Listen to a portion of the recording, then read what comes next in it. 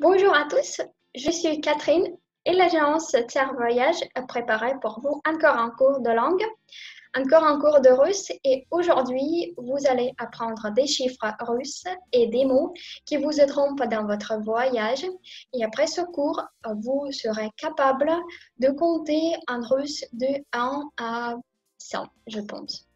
Allons-y. Des chiffres de 1 à 9 sont rendus par des mots spécifiques.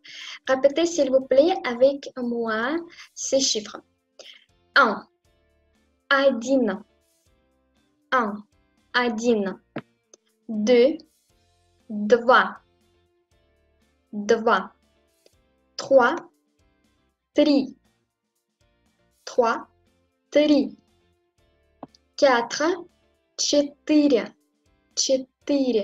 Faites attention que vous devez prononcer la lettre U, pas I. C'est marqué I avec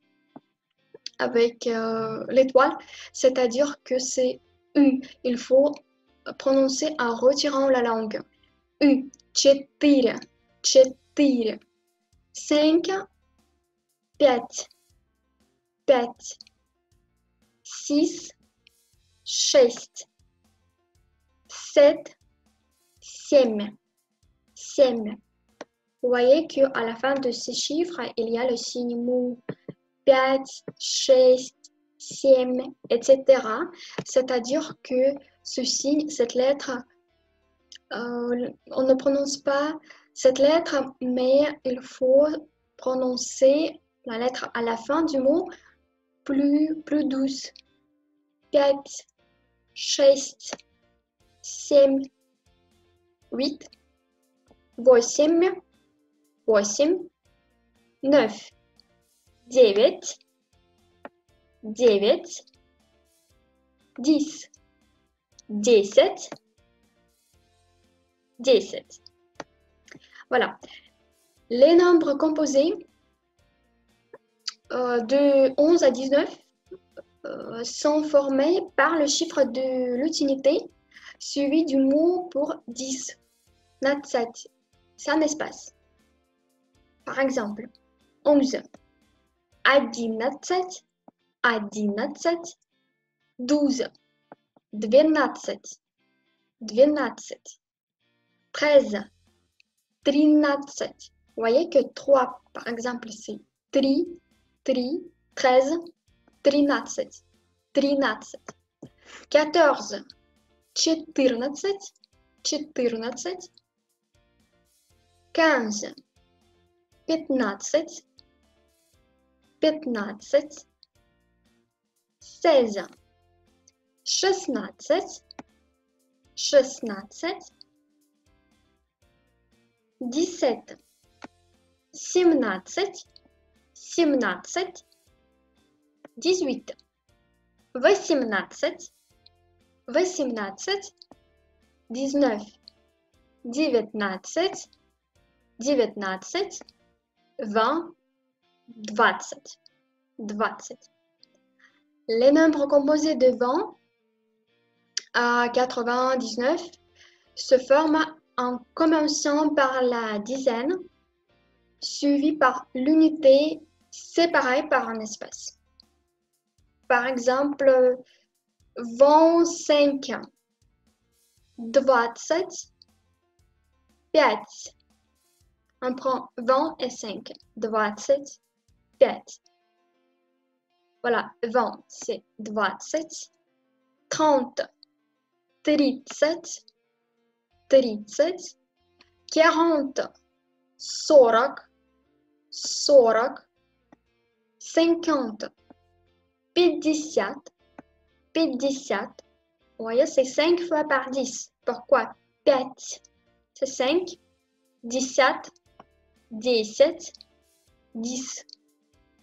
5, 17, 50, 50. 60, 60, 70, 70. 80, 80, 90, 90, 100, 100. Les centaines se forme en pesant le chiffre multiplicateur avant le mot pourcent qui peut prendre plusieurs formes. Par exemple, 200, c'est 200. 300, 300. 400, 400. 500, 500.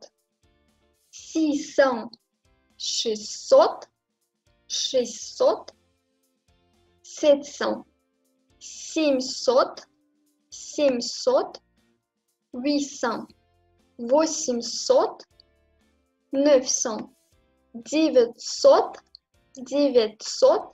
1000, 1000. Million, million. Milliard, milliard. Et pour avoir les intermédiaires, il faut prendre les dizaines et les unités. Par exemple, pour 45, c'est 45. 45. Pour 23, 23. 23. Pour composer des nombres supérieurs, c'est la même chose. Par exemple, 333. 300. 300. 300. 300. 30. Voilà, 30. 37. 37. 3. 3. 3. 333 en russe. 333. Et dites-moi, s'il vous plaît, en russe, bien sûr, toujours en russe, combien de téléphones vous voyez à l'écran? 2. En russe, 2. 2. Et combien d'animaux? C'est plus difficile. Et on compte ensemble en russe. 1, 2, 3, 4, 5, 6, 7, 8, 9, 10, 11,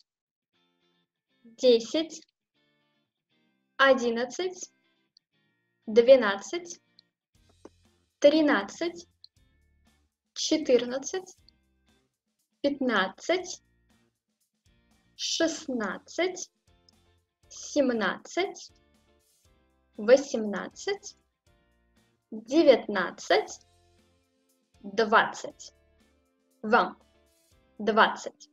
Très bien. Bien sûr, les chiffres, il faut savoir les chiffres pour dire quel âge avez-vous, par exemple. Et pour poser la question quel âge avez-vous, en russe, il faut dire сколько вам лет. Сколько вам лет. Quel âge as-tu? Сколько тебе лет. Сколько тебе лет. Et par exemple, la réponse, j'ai 20 ans, мне 20. Мне 20. Et peut-être vous avez remarqué que ici, il n'y a pas de verbe. Мне 20, c'est-à-dire que j'ai 20 ans, mais il n'y a pas de verbe. Il n'y a pas de verbe avoir. C'est que je ai 20. Мне 20. Pourquoi? Parce que l'une des particularités du russe, ce sont des déclinaisons. Les déclinaisons russes donnent une fonction au mot dans la phrase. Et les déclinaisons sont un système qui permet simplement d'attribuer au mot le rôle dans la phrase. Il y a 6 cas à étudier. Il y a 6 déclinaisons: le nominatif, l'accusatif, le génitif, le datif, l'instrumental, le prépositionnel ou ça s'appelle aussi le locatif. Et aussi, je ne voudrais pas vous expliquer maintenant comment ça fonctionne. C'est presque comme en latin aussi, mais c'est juste pour savoir. Et l'ordre des mots en russe ne change pas vraiment le sens dans la phrase. Par exemple, en français, les déclinaisons a été disparu. Il faut respecter l'ordre des mots dans la phrase et pour comprendre le sens. Et c'est notamment le cas pour le sujet et le verbe, par exemple.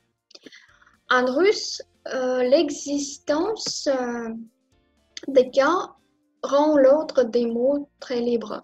Et changer l'ordre des mots peut permettre d'exprimer des nuances, mais le sens global de la phrase ne change pas. Encore une chose assez intéressante, qu'il y a 3 genres dans notre langue. C'est le masculin, le féminin et le neutre. Cette particularité n'est pas vraiment qu'en russe, parce que elle est valable par exemple en anglais avec le neutre it. Et comment vous pensez quel est le genre de la table en russe? Parce qu'en français, la table c'est le nom féminin, la table. En russe, c'est le nom masculin, stol.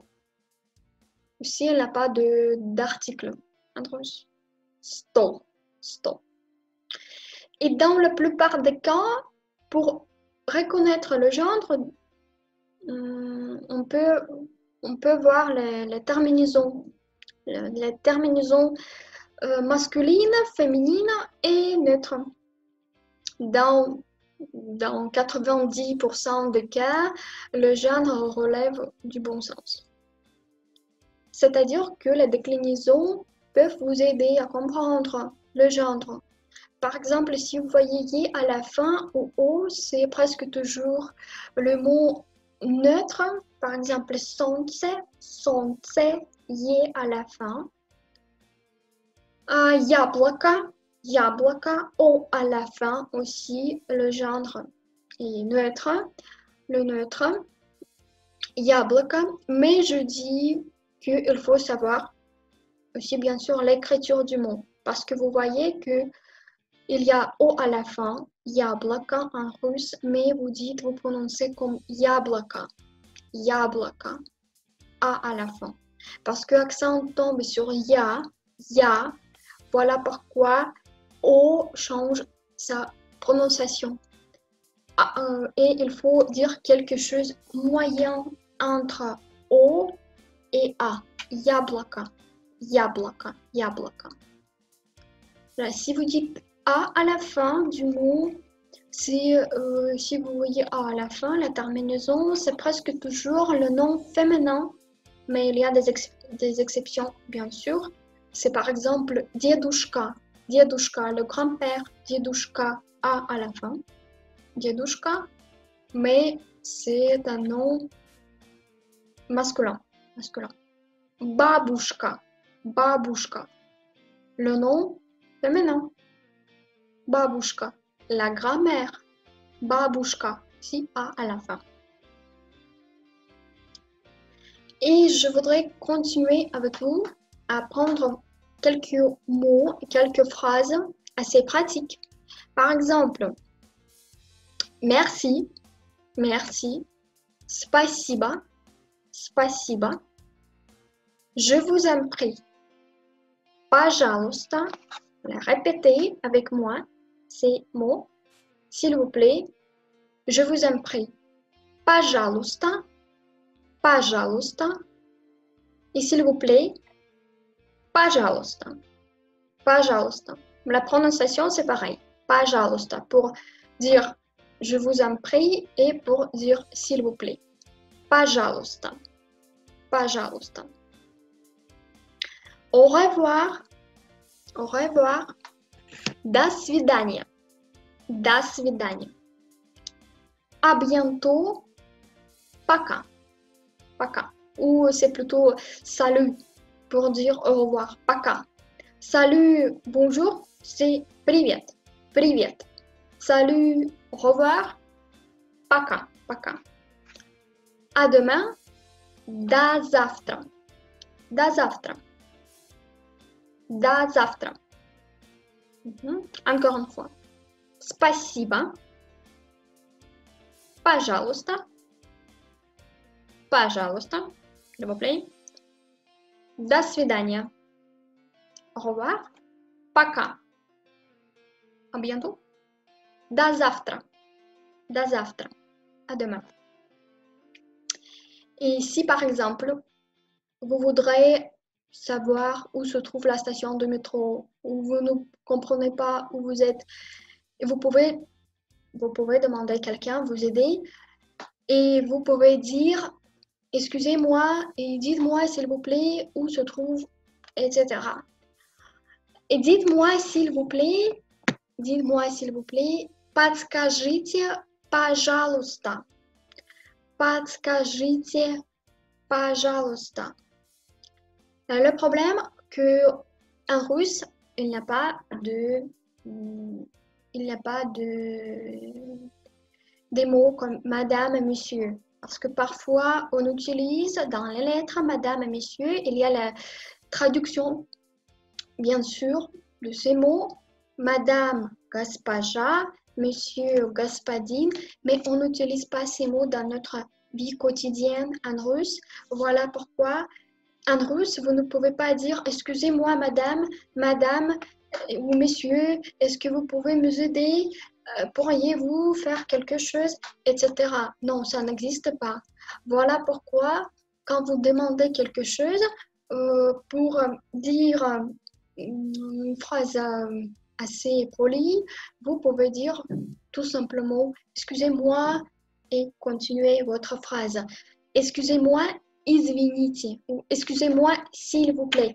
Извините, пожалуйста. Извините, пожалуйста. Извините, пожалуйста. Excusez-moi, dites-moi, s'il vous plaît. Извините, подскажите, пожалуйста. Извините, подскажите, пожалуйста. Et où se trouve le métro? Где métro? Где métro? Il n'y a pas de verbe. Где? En russe, vous dites tout simplement où le métro? Où la banque? Bien sûr, en français, il ne faut pas dire comme ça, mais en russe, c'est vraiment... C'est une phrase correcte. Где métro? Tout le monde comprend et vous dites sans faute. Подскажите, пожалуйста, где métro? Где métro? Где банк? Где банк? Где restaurant? Bien sûr, je comprends que pour comprendre la réponse en russe, c'est peut-être plus compliqué. Mais quand même, pour demander, c'est assez. Где restaurant? Где улица? Où est la rue? Где улица? Где улица? Et vous continuez, vous dites le nom de la rue. Где дом номер 5? La maison numéro 5 ou le bâtiment numéro 30 ou quelque chose comme ça. L'avenue, etc. Где дом, la maison ou le bâtiment. Дом номер, numéro, номер 5. 5 ou 10, 10. 30, 30, etc. Pour commander au restaurant quelque chose, par exemple, bien sûr, n'oubliez pas à dire bon appétit, Приятного аппетита. Приятного appétita. Appétita. Et pour commander quelque chose, bien sûr, vous pouvez dire, vous pouvez commencer votre phrase avec excusez-moi, s'il vous plaît, et après dire je veux ou pour moi. Pourquoi? Bien sûr, c'est mieux dire je voudrais, je comprends. Je voudrais commander, je voudrais du café, etc. Mais pour des hommes, je voudrais, faites attention. Я хотел бы. Pour des femmes, я хотела бы. Et pour tout le monde, je veux я хочу. Я хочу. Mais si vous voulez dire quelque chose avec politesse, vous pouvez dire plus simplement pour moi, s'il vous plaît. Excusez-moi, pour moi, s'il vous plaît. Pour moi, для меня. Для меня. Извините, excusez-moi, для меня et s'il vous plaît. Пожалуйста. Пожалуйста. Pour moi, s'il vous plaît. Для меня. Пожалуйста. Для меня. Пожалуйста. Pour moi, s'il vous plaît, du thé. Для меня, пожалуйста, чай. Чай. Du thé. Café, кофе. Кофе. Кофе. Café avec du lait. Кофе с молоком. Кофе с молоком. Кофе с молоком. Café sucré. Кофе с сахаром. Кофе с сахаром. Voilà la différence où vous pouvez dire pour moi ça, для меня это. Et vous pouvez montrer dans la liste, par exemple, quelque chose, tout ce que vous voulez commander. Et bien sûr, encore une fois, on répète bon appétit. Bon appétit. Приятного аппетита. Приятного аппетита. Voilà, et par tradition, je voudrais vous dire спасибо, merci beaucoup. Большое спасибо, merci beaucoup. Большое, grand merci en russe, c'est-à-dire большое спасибо pour votre attention, pour votre participation. J'espère que ce cours était assez utile pour vous. Et n'oubliez pas, s'il vous plaît, qu'il faut toujours pratiquer la langue. N'oubliez pas de répéter ces phrases avec vos amis, avec vos enfants, avec vos parents, avec n'importe qui. Mais n'oubliez pas, s'il vous plaît, de pratiquer la langue. Encore une fois, merci beaucoup. Большое спасибо. Bon courage et bonne journée.